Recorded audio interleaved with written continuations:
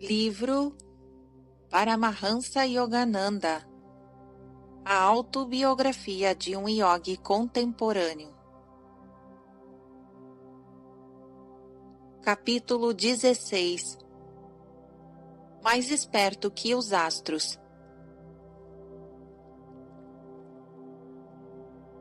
Mukunda, por que você não arranja um bracelete astrológico?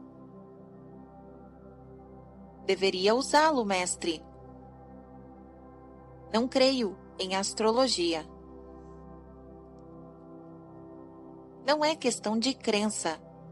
A atitude científica que se deve adotar em qualquer assunto é a de saber se é a verdade. A lei da gravidade funcionou tão eficientemente antes de Newton como depois dele. Os cosmos seria positivamente um caos se as suas leis só pudessem funcionar mediante a aprovação da crença humana.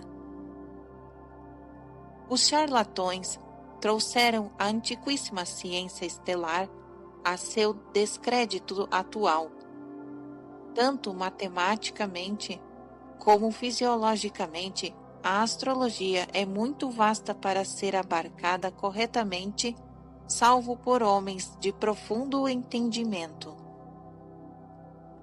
Observação número 130. Referências astronômicas na literatura hindu da antiguidade permitiram aos eruditos fixar com segurança as épocas em que seus autores escreveram. O conhecimento científico dos rishis era muito grande. O Kraushitake Brahmana conseguiu fenômenos astronômicos exatos, indicando que em 3100 a.C. os hindus estavam muito adiantados em astronomia, a qual tinha o valor prático de determinar os tempos favoráveis às cerimônias astrológicas. Um artigo na revista West, de fevereiro de 1934, assim se referiu a Jyotish, ou conjunto de tratados védicos da astronomia. Contém a tradição científica que manteve a Índia na vanguarda de todas as nações da antiguidade e dela a fez Meca dos buscadores de conhecimento.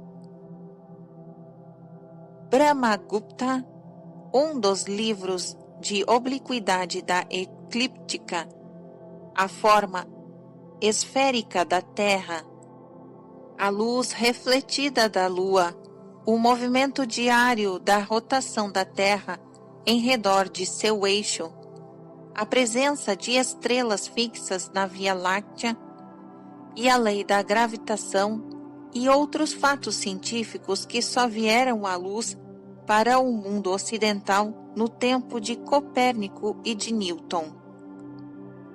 Os chamados algarismos arábicos, de valor incalculável para o desenvolvimento da matemática no Ocidente, chegaram à Europa no século IX, trazidos pelos árabes, mas originários da Índia, onde aquele sistema de notação fora formulado na antiguidade. Maiores esclarecimentos sobre a vasta herança científica da Índia pode ser encontrados em Histórias de Química Hindu, de Sir P. C. Roy, em Ciências Positivas dos Antigos Hindus, de B. Ni Seal, em Conquistas Hindus em Ciências Exatas, e Fundamentos Positivos da Sociologia Hindu, de B. K. Sarkar, e em Matéria Médica dos Hindus, de U. C. Dutt.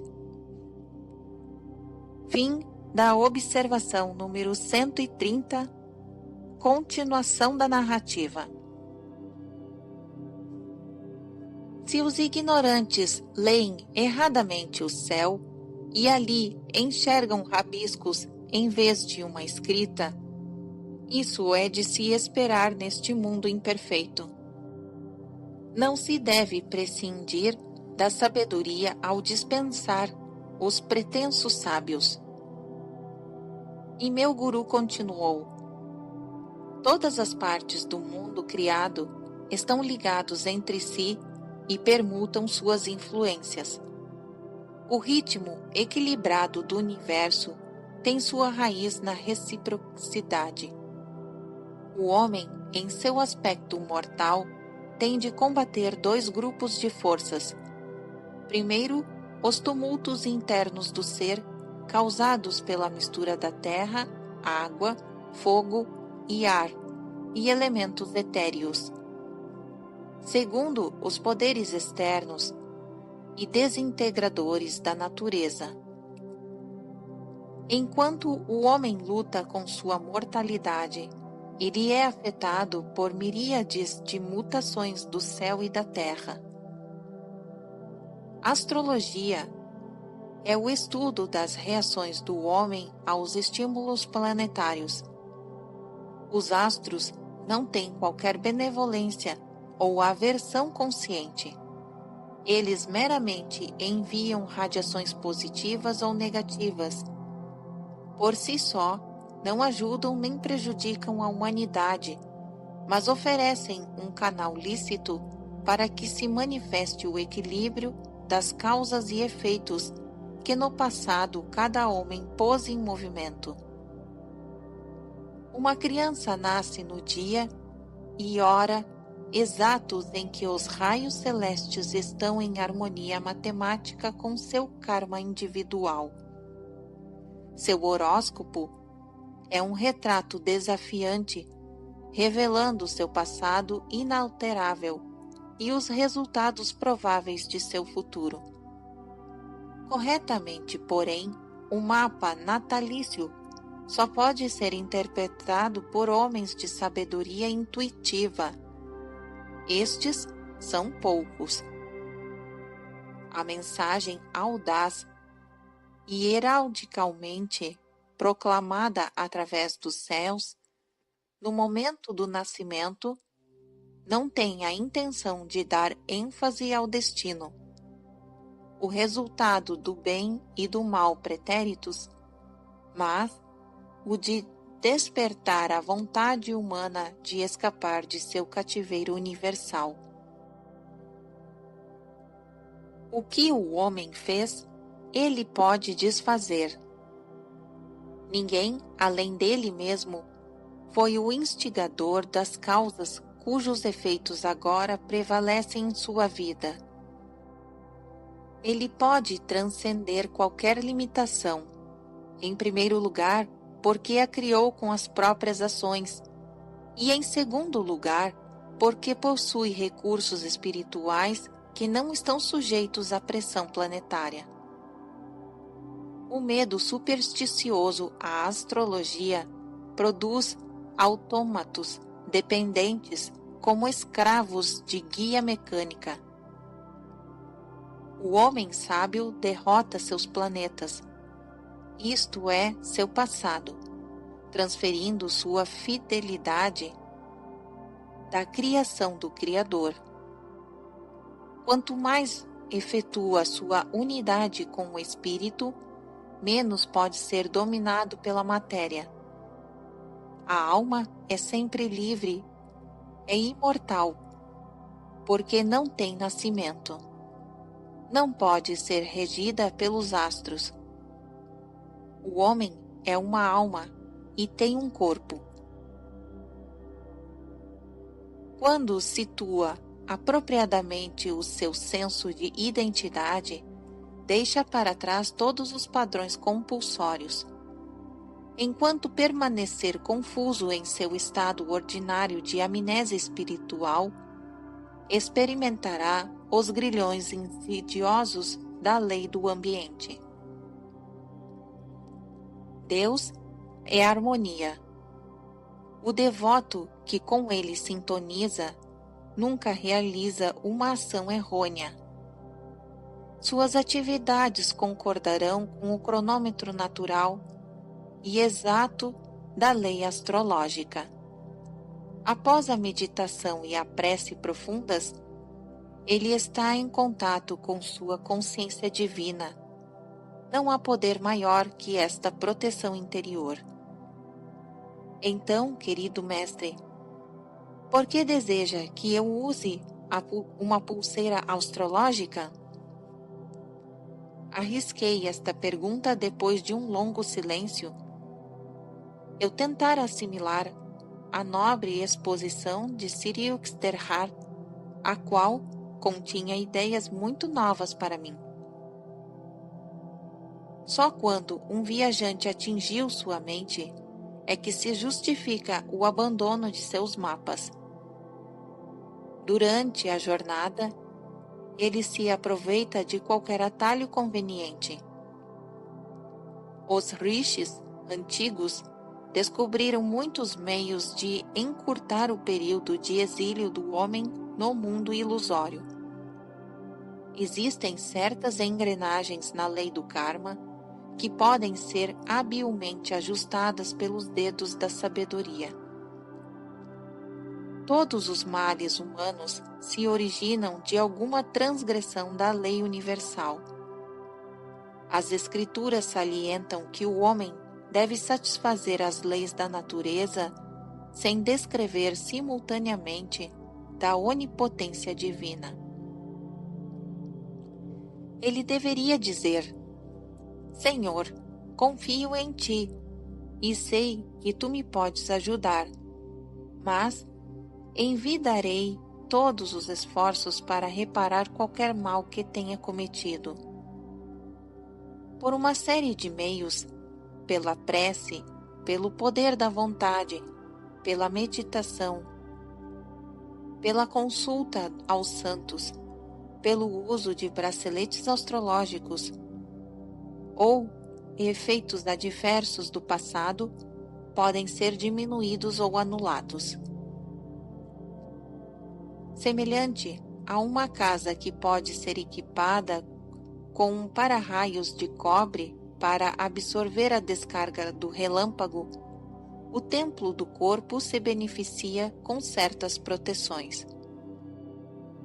Radiações eletromagnéticas circulam incessantemente no universo, afetando o corpo humano favorável ou desfavoravelmente. Há milênios atrás, nossos rishis estudaram o problema de combater os efeitos adversos das influências cósmicas sutis. Os sábios descobriram que os metais puros emitem uma luz astral, poderoso neutralizante dos influxos negativos dos planetas. Certas combinações de plantas também ajudam. Mais eficiente que tudo são pedras preciosas, sem jaça, e não menores que 2 quilates.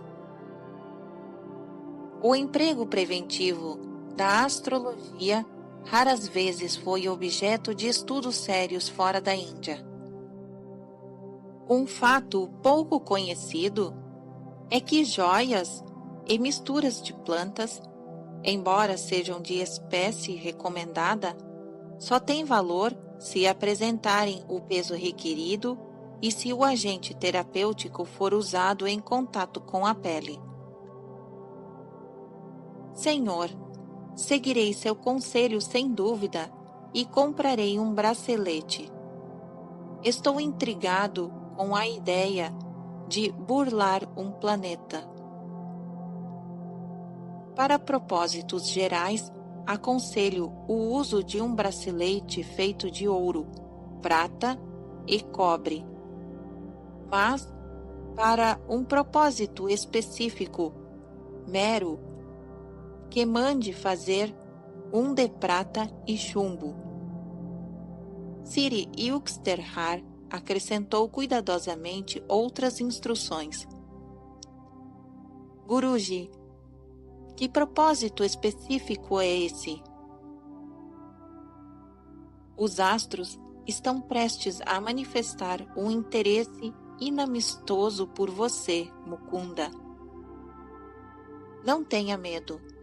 Você estará protegido. Dentro de um mês, seu fígado lhe causará muitos sofrimentos.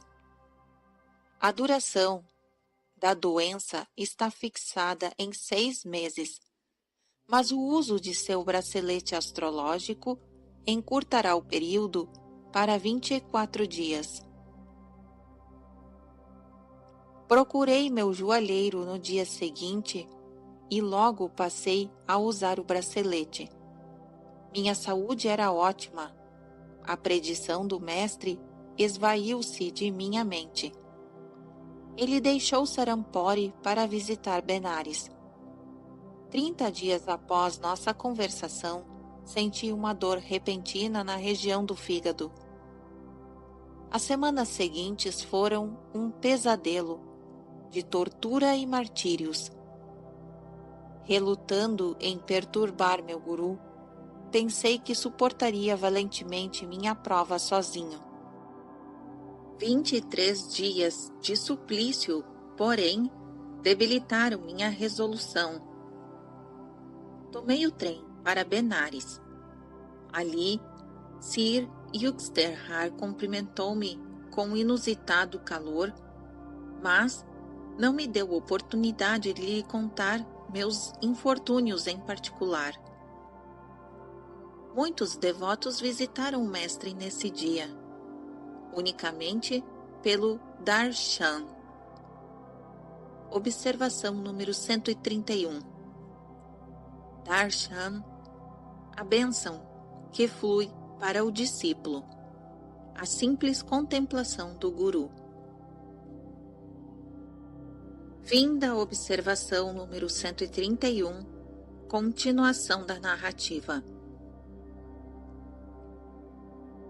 Enfermo e negligenciado, sentei-me num canto. Só depois da refeição da noite é que os hóspedes todos partiram.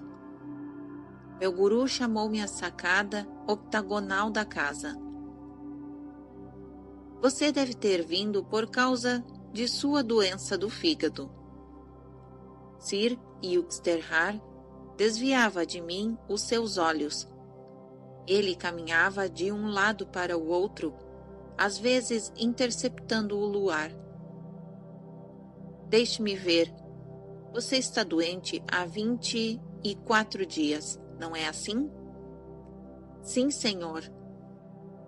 Faça o exercício de estômago que lhe ensinei. Se soubesse a imensidão de meu sofrimento, mestre, não exigiria exercícios de mim. Não obstante, fiz uma débil tentativa para obedecê-lo. Você diz que sente dor. Afirmo que você não tem nenhuma. Como existir esta contradição? Meu guru fixou em mim seus olhos interrogativos. Fiquei deslumbrado e a seguir inteiramente possuído de alívio e de júbilo. Não mais sentia o tormento contínuo que me conservara quase sem dormir durante semanas. As palavras de Sir Yuxterhar, a agonia, desapareceu, como se nunca tivesse existido. Fiz menção de ajoelhar-me a seus pés em agradecimento, mas ele rapidamente me impediu. Não seja infantil. Levante-se e admire a beleza da luz sobre o Ganges. Os olhos do mestre, porém, cintilavam felizes enquanto, em silêncio, eu me mantinha de pé ao seu lado.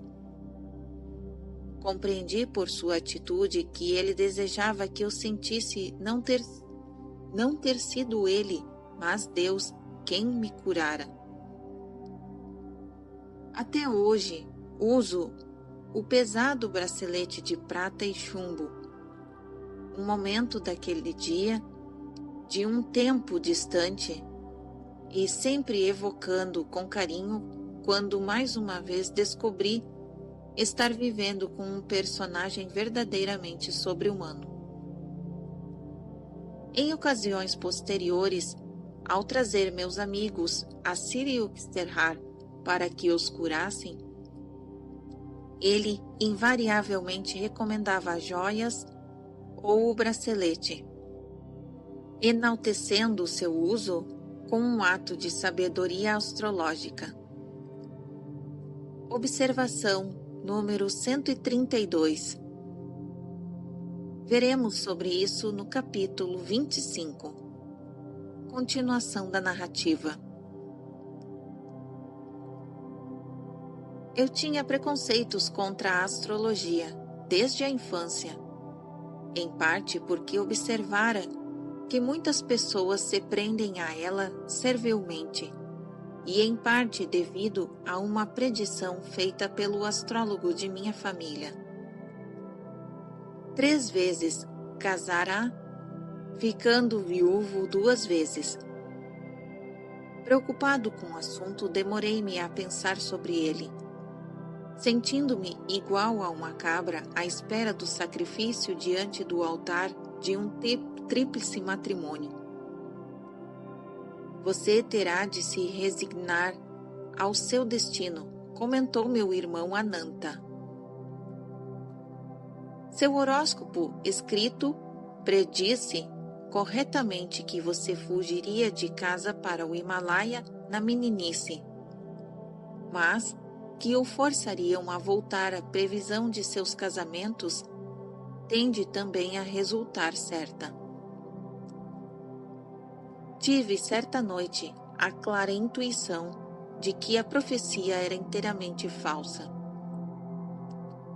Atei fogo a um pergaminho do horóscopo, colocando as cinzas num invólucro de papel onde escrevi: sementes do karma do passado não podem germinar quando torradas no fogo da sabedoria divina. Coloquei-o em lugar visível. Ananta imediatamente leu meu comentário desafiador. Você não pode destruir a verdade tão facilmente como queimou este rolo de pergaminho. Meu irmão teve uma risada desdenhosa. O fato é que, em 3 ocasiões antes de atingir a puberdade, minha família tentou contratar meu noivado. Em todas as ocasiões recusei assentir a seus planos, sabendo que meu amor a Deus era mais irresistível que qualquer sugestão astrológica do passado. Observação número 133.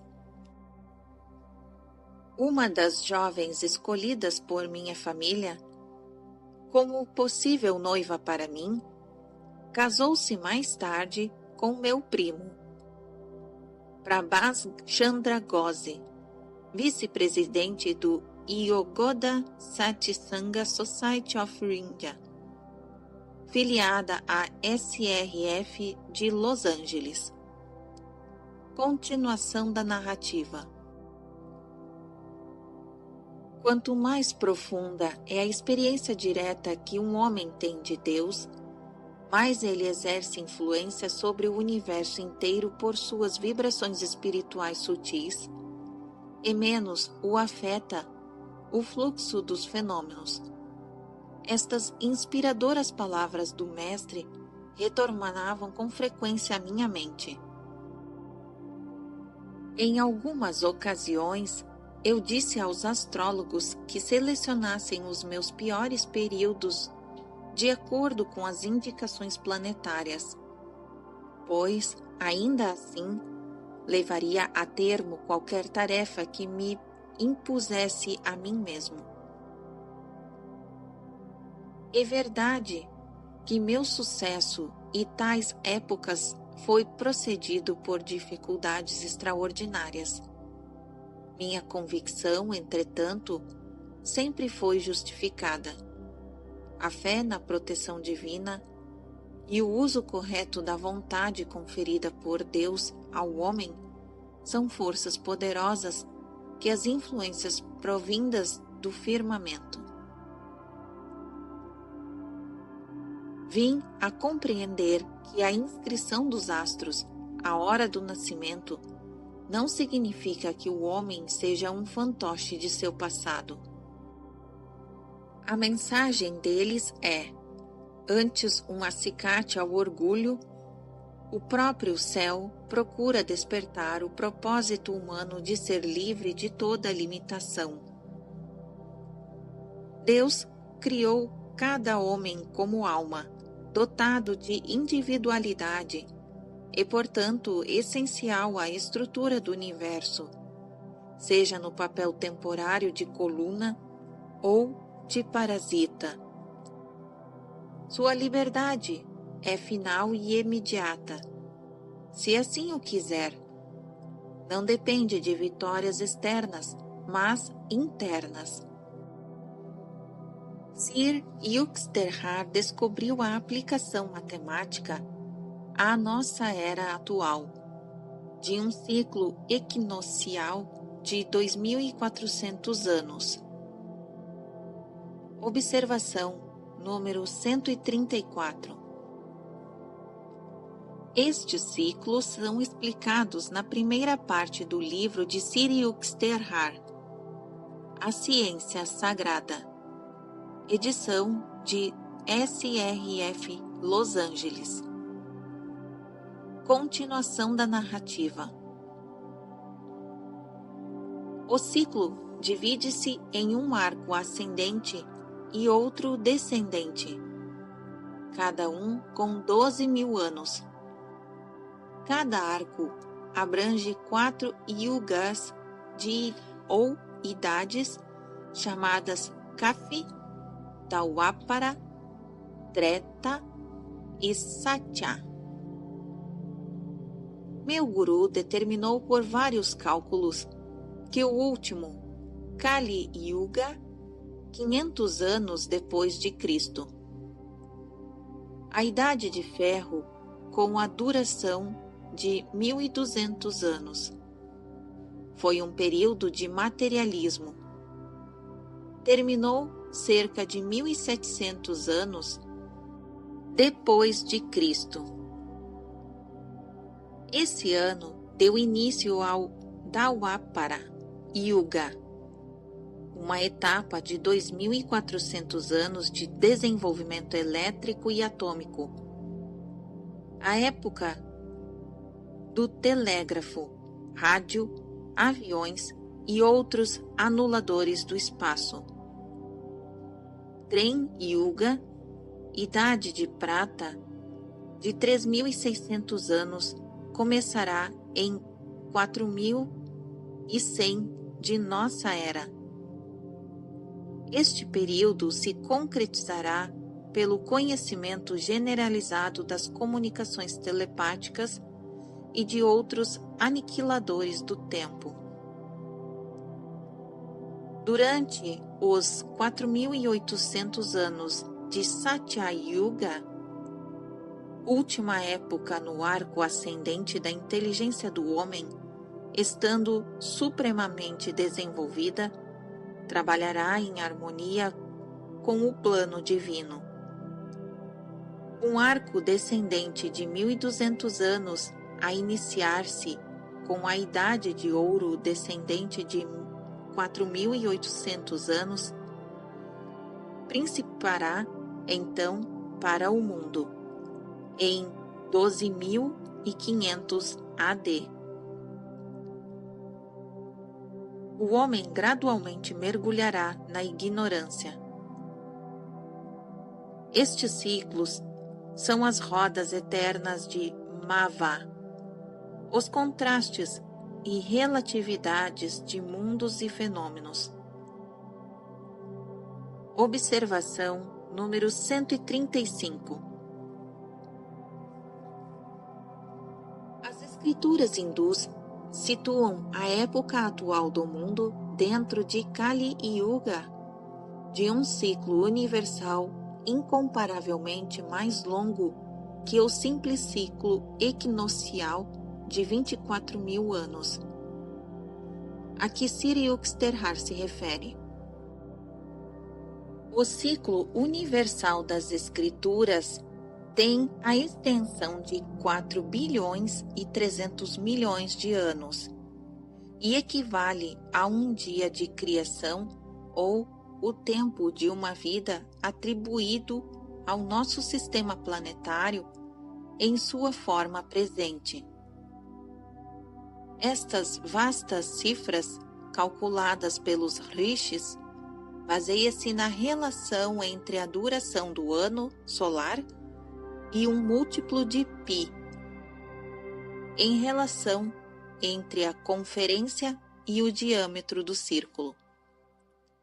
A duração de vida para todo um universo, segundo os antigos videntes, é de 314 trilhões de anos e 159 bilhões de anos solares, ou uma idade de Bran-Lima. As escrituras hindus declaram que um planeta como o nosso é dissolvido por uma destas duas razões. Os habitantes em conjunto ou se tornam completamente bons ou completamente maus. A mente do planeta gera, desse modo, um poder que liberta os átomos cativos, cuja permanência juntos formavam um corpo no firmamento. Publicam-se horrendos prognósticos em certas ocasiões sobre um eminente fim do mundo. Os ciclos planetários, entretanto, sucedem-se em ordem de acordo com um plano divino. Nenhuma desintegração da Terra ocorrerá de imediato. Nosso planeta ainda tem pela frente, em sua forma atual, numerosos ciclos equinociais, ascendentes e descendentes. Fim da observação número 135. Continuação da narrativa. Os homens, um por um, escapam à prisão da dualidade do universo criado à medida que despertam para a consciência de sua divina unidade, a de criaturas inseparáveis do Criador. O Mestre ampliou minha compreensão, não só da astrologia, mas também das escrituras do mundo, colocando os textos sagrados na mesa imaculada de sua mente. Ele era capaz de dissecá-los com o escalpelo de seu raciocínio intuitivo e distinguir entre os erros e interpolações dos eruditos e as verdades tais como os profetas as expuseram pela primeira vez. Fixa os olhos na ponta do nariz. Esta interpretação inexata de Bhagavad Gita, amplamente aceita por eruditos orientais e tradutores ocidentais, costumava suscitar divertida crítica do mestre. Observação número 136. Trecho do Bhagavad Gita, capítulo 6, versículo 13. Continuação da narrativa. A senda do yogi já é bastante singular, comentava ele. Por que aconselhá-lo também a fazer-se vesgo? O verdadeiro significado de Nasikagram é o começo do nariz, e não o término do nariz. Este tem origem no ponto entre as sobrancelhas, sede da visão espiritual. Observação 137. A candeia do corpo é o olho. Logo, se teu olho for único, todo o teu corpo será luminoso. Se, porém, for mau, também teu corpo será tenebroso. Cuida, pois, de que a luz que está em ti não seja trevas. Lucas 11, versículos 34 e 35, notas do autor. Na Bíblia, em inglês, lê-se Single Way e Evil Way. Versões latinas e neolatinas da Bíblia habituaram o leitor a uma interpretação moral desse versículo, traduzindo olho único por olho simples, inocente moral, e olho mau ganhou o sentido de tenebroso, perverso, imoral. Entretanto, olho único refere-se ao olho ímpar na testa, único que permite ver o corpo luminoso ou astral do homem, corpo a que se refere, aliás, o resto da frase do evangelista. Olho mau é o que pouco vê ou nada vê, menção aos 2 olhos físicos sob a testa, improfícuos por só enxergarem o mundo físico de 3 dimensões, cegos para mais refinadas frequências vibratórias. Fim da observação número 137, continuação da narrativa. Um aforismo Shankaya afirma. Observação número 138. Um dos 6 sistemas de filosofia hindu, o Shankaya, ensina a emancipação final através do conhecimento e 25 princípios, começando com Prakriti, ou natureza, e terminando com Purusha, ou alma. Continuação da narrativa. Um aforismo Shankaya afirma: Iswar Ashida. Observação número 139. Esse aforismo de Shankaya é visto no capítulo 1, versículo 92 desses sistemas de filosofia hindu. Continuação da narrativa. O Senhor da criação não pode ser deduzido ou Deus não se prova. Baseados principalmente nesta sentença, muitos eruditos chamam de ateística toda a filosofia Shankaya. Este verso não é ateístico, explicou Sri Yukteswar. Significa simplesmente que o homem não iluminado, dependente de seus sentidos para todos os julgamentos finais, não pode, por meio deles, provar Deus, que continua por isso desconhecido e não existente. Os verdadeiros adeptos de Shankaya, com imperturbável percepção interior, nascida na meditação, compreendem que o Senhor é existente e cognoscível. O mestre explicava a Bíblia cristã com admirável clareza. Foi de meu guru indiano, desconhecido para a cristandade, que aprendi a perceber a essência imortal da Bíblia e a compreender a verdade na afirmação de Cristo.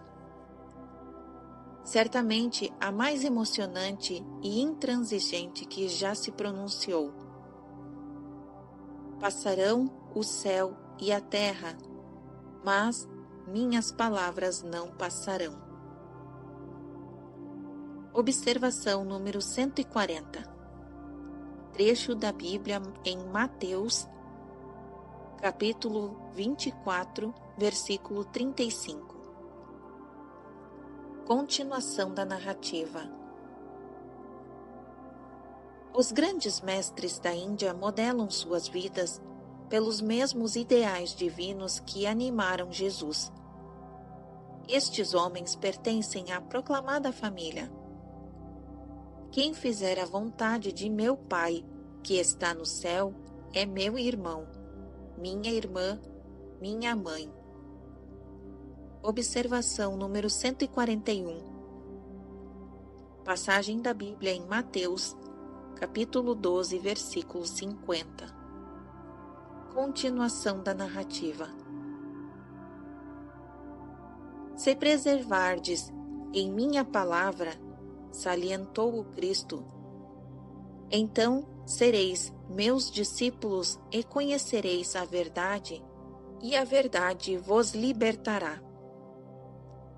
Observação número 142. João 8, versículos 31 e 32. São João deu testemunho, mas a quantos o receberam, ele deu o poder de se tornarem filhos de Deus aos que creem em seu nome, aos que estabeleceram na onipresente consciência crística. João 1, versículo 12. Fim da observação 142. Continuação da narrativa. Livres todos os senhores de si mesmos, os Cristos e Yogis da Índia são membros da confraria imortal, a dos que obtêm o conhecimento libertador do Pai único. A história de Adão e Eva é incompreensível para mim. Observei com vivacidade certa vez em minhas primeiras lutas com a alegoria. Por que Deus castigou não só o casal culpado, mas todas as gerações inocentes ainda por nascer? O mestre divertia-se mais com minha veemência que com minha ignorância. O Gênese é profundamente simbólico e não se pode compreendê-lo pela interpretação literal, explicou ele. A árvore da vida é o corpo humano. A coluna vertebral assemelha-se a uma árvore invertida, tendo como raízes os cabelos do homem e como galhos os nervos sensoriais e motores. A árvore do sistema nervoso ostenta muitos frutos apetitosos. As sensações da vida, do som, do olfato e do gosto e do tato. Estes o homem tem permissão de desfrutar,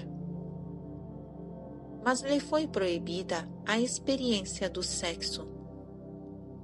A maçã, no centro do corpo, no meio do jardim. Observação número 143.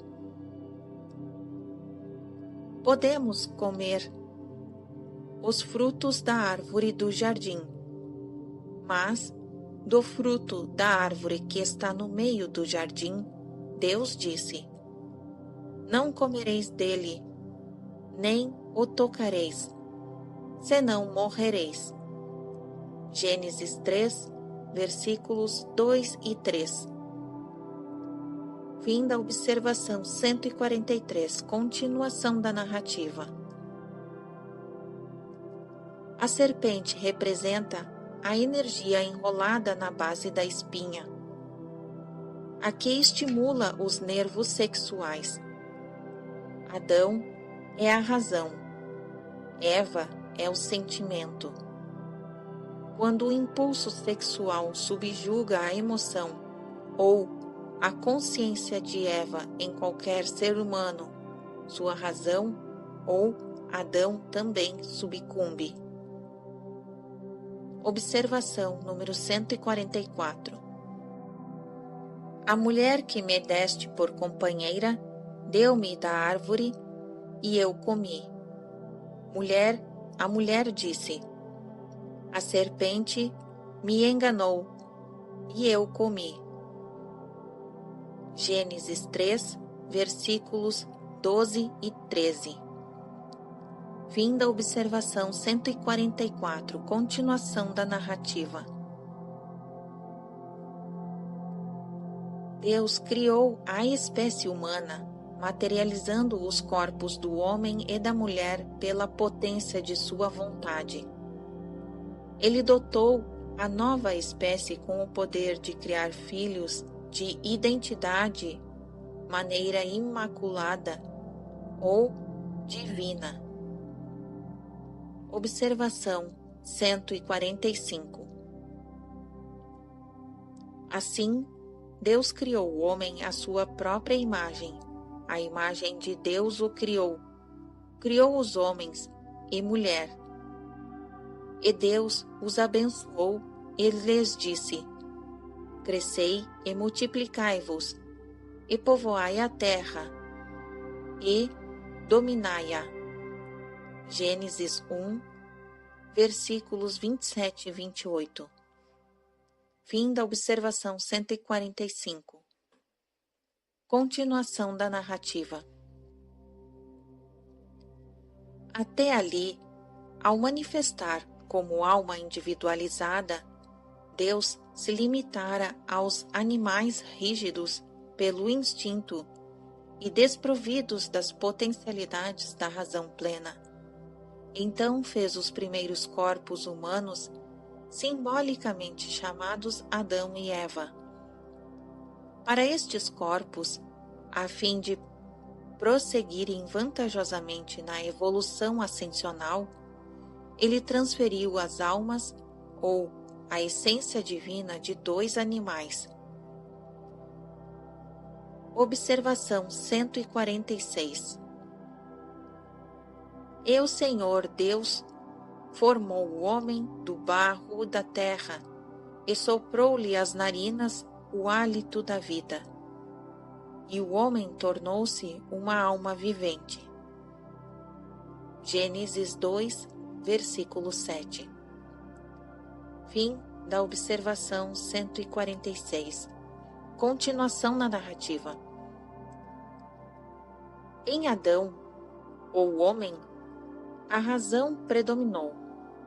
Em Eva, ou mulher, o sentimento prevaleceu. Assim se manifestou a dualidade, ou polaridade, subjacente ao mundo dos fenômenos. Razão e sentimento permanecem no paraíso da alegria cooperativa, enquanto a mente humana não é iludida pela energia serpentina das propensões animais. Observação número 147. Mas a serpente, força sexual, era mais sutil que qualquer animal do campo, qualquer outro sentido do corpo. Gênesis 3, versículo 1. Fim da observação 147. Continuação da narrativa. O corpo humano, portanto, não resultou da evolução dos corpos animais. Deus o produziu por um ato especial de criação.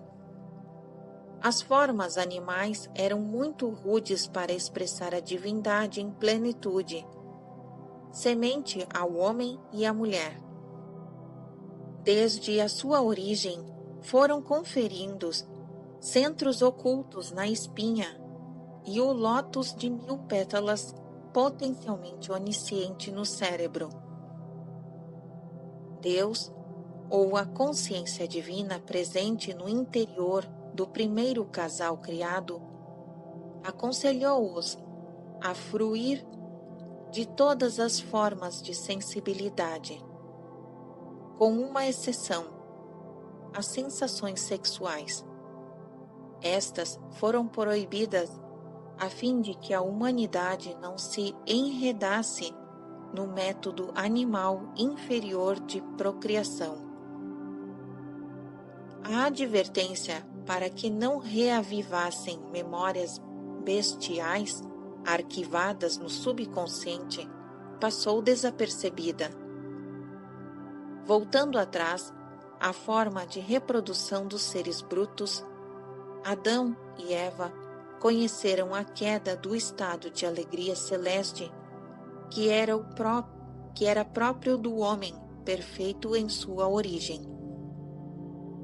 Ao perceberem que estavam nus, perderam sua consciência de imortalidade, conforme a advertência de Deus. Colocaram-se sob a lei física, segundo a qual, ao nascimento físico, deve seguir-se a morte física. O conhecimento do bem e do mal prometido a Eva pela serpente refere-se às experiências dualísticas ou opostas que todos os mortais, sob o domínio de Maya, devem gozar e sofrer. Sujeitando-se à ilusão pelo uso incorreto da razão e sentimento, ou consciência de Adão e Eva, o homem renuncia ao seu direito de entrar no jardim paradisíaco da divina autossuficiência. Observação 148. E o Senhor Deus plantou um jardim a leste do Éden, e ali colocou o homem que havia criado. Gênesis 18. Por isso, o Senhor Deus o expulsou do jardim do Éden para cultivar o solo do qual saíra. Gênesis 3, versículo 23. O primeiro homem criado por Deus tinha sua consciência centralizada no olho único onipotente, na testa, a leste. Os poderes onicriadores, ele e sua vontade, focalizados nesse ponto, perderam-se quando o homem começou a cultivar o solo de sua natureza física. Fim da observação 148. Continuação da narrativa. A cada ser humano cabe a responsabilidade de restituir seus pais ou natureza dual à harmonia unificada ou Éden. Ao terminar, Siriuxterrar o seu discurso, olhei com novo respeito as páginas do Gênesis. Querido mestre, disse eu, pela primeira vez sinto obrigação filial para com Adão e Eva. Observação número 149. A versão hindu da história de Adão e Eva é contada na venerável Purana, Srimad Bhagavata. O primeiro casal, homem e mulher, seres em forma física, chamavam-se Iswayambhuva Manu, homem nascido do Criador, e a sua esposa Satarupa, verdadeira imagem. Seus 5 filhos casaram-se com os Prajapatis, seres perfeitos que podiam assumir forma corporal. Destas primeiras famílias divinas nasceu a raça humana.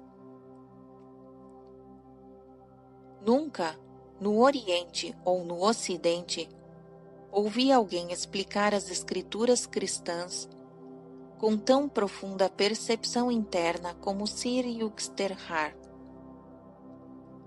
Os teólogos interpretaram mal as palavras de Cristo, disse o mestre.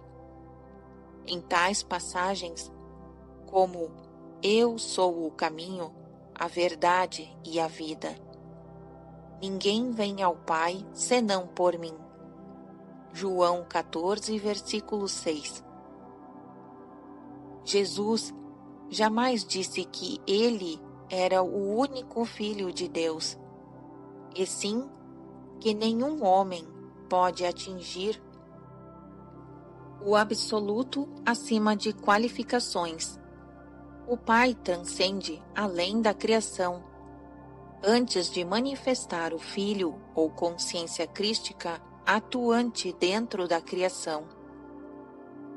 Jesus, que atingir a completa unificação com a consciência de Cristo, identifica-se com esta visão que seu próprio ego há muito tempo fora dissolvido. Quando Paulo escreveu, Deus criou todas as coisas por Jesus Cristo, em Efésios, capítulo 3, versículo 9, e quando Jesus disse, antes que Abraão fosse, eu sou, em João 8, versículo 58, a transparente essência destas palavras é impessoalidade. Uma forma de covardia espiritual leva muita gente mundana a acreditar comodamente que apenas um homem foi o Filho de Deus. Cristo foi singularmente criado. Raciocinam, então, como posso eu, um simples mortal, imitá-lo? Todos os homens, porém, foram divinamente criados e deverão, algum dia, obedecer ao mandamento de Cristo. Sedes perfeitos, como é perfeito vosso Pai Celestial. Em Mateus 5, versículo 48. Vede com que grande amor o Pai nos favorece, a ponto de sermos chamados de filhos de Deus. João 3, versículo 1. O entendimento da lei do karma e do corolário, a reencarnação, veremos nota no capítulo 43. É evidente em numerosas passagens da Bíblia. Por exemplo, quem derrama o sangue do homem pelo homem, terá seu sangue derramado. Gênesis 9, versículo 6.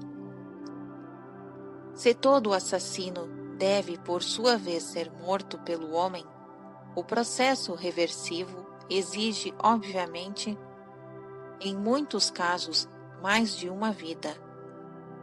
As leis contemporâneas, decididamente, não são bastante rápidas. A Igreja cristã primitiva aceitou a doutrina da reencarnação expostas pelos gnósticos e por numerosos padres, inclusive Clemente de Alexandria, o famoso Orígenes, ambos do século III, e São Jerônimo, século V. A doutrina foi declarada heresia pela primeira vez no ano de 553, depois de Cristo, pelo Segundo Concílio de Constantinopla. Naquele tempo, muitos cristãos julgaram que a doutrina da reencarnação oferecia ao homem um palco no espaço e no tempo, amplo demais para encorajá-los a lutar pela salvação imediata. Mas as verdades suprimidas conduzem desorientadamente a uma hoste de erros. Milhões de pessoas não utilizaram sua única vida para buscar a Deus, e sim para desfrutar este mundo, tão singularmente ganho e de tão breve duração, para ser perdido para sempre. A verdade é que o homem se reencarna na Terra até reconquistar conscientemente seu status como filho de Deus. Fim da observação número 149. Continuação da narrativa.